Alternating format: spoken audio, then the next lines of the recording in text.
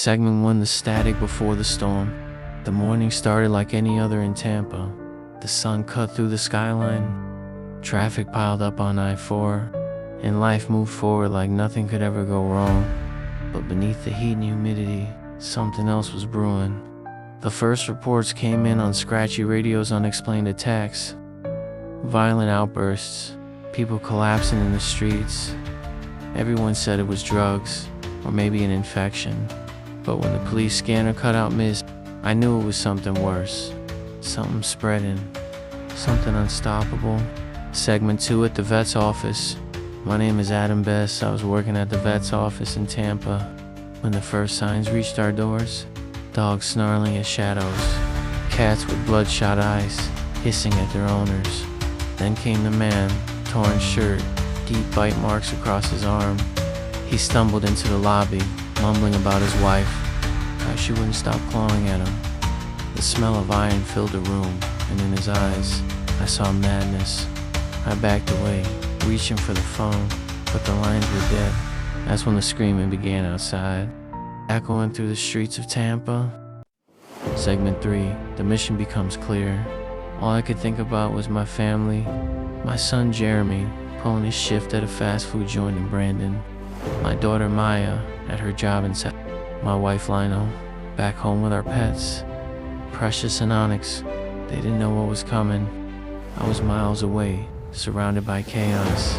The city was crumbling, people running, sirens blaring, bodies chasing after the living. My mission was simple but deadly. Fight my way out of Tampa, get back to Seffner, get my family together, and survive long enough to reach them. Segment 4, the first encounter. I grabbed what I could, a broken broom handle, a scalpel from the clinic. Outside, the streets were no longer familiar. Cars sat abandoned. Smoke poured from broken windows, and then I saw a man stumbling toward me, his skin pale, lips shriveled. He groaned, dragged his foot, and locked eyes on me. It wasn't a person anymore. The first swing nearly cracked my arms, but I hit him hard and he didn't stop. Only when the skull gave way did he fall still. My chest heaved, my hand shaking. This was no infection. This was the end of the world starting. In Florida, Segment 5, rumors of Olympia. As I pushed forward, weaving through back, I caught pieces of chatter on a half-working radio left inside a car. They spoke of a safe haven in Tampa, a place called Olympia, a stadium turned fortress where survivors were gathering, but it was only a rumor. And before I could think about strongholds and shelters, I had to reach Seffner, had to reach Brennan, had to bring my family and pets back together. Every mile between us was filled with the dead, and every second counted. The outbreak wasn't just here, it was everywhere. Episode 2, the road to Seffner. Segment 1, the escape from Tampa. The city was burning. Flames crawled up the glass towers of Tampa, choking the skyline in black smoke. Sirens wailed and then died out one by one, leaving an eerie silence that made my skin crawl. I darted through back, past overturned ambulances with their lights still flashing faintly. Shattered glass crunched beneath my boots, and the air stank of gasoline, fire, and rot. The streets weren't streets anymore. They were graveyards of twisted steel and echoing screams. Every shadow felt alive. Every corner whispered with danger. I kept moving, whispering the same words over and over in my head. Get out of Tampa, get home. Get out of Tampa, get home. Segment 2, the highway of the dead. When I reached I-4, I thought I'd find a way out, but it was already too late. The highway was jammed with cars for miles, a river of steel frozen in time. Doors hung open, bags spilled into the road. The last signs of people who had tried to escape but never made it. Some still sat in their seats, lifeless, strapped in like they were waiting for the light to change. And then I saw them silhouettes stumbling between the cars, hands smacking against the glass, teeth gnashing as they searched for anything, still breathing.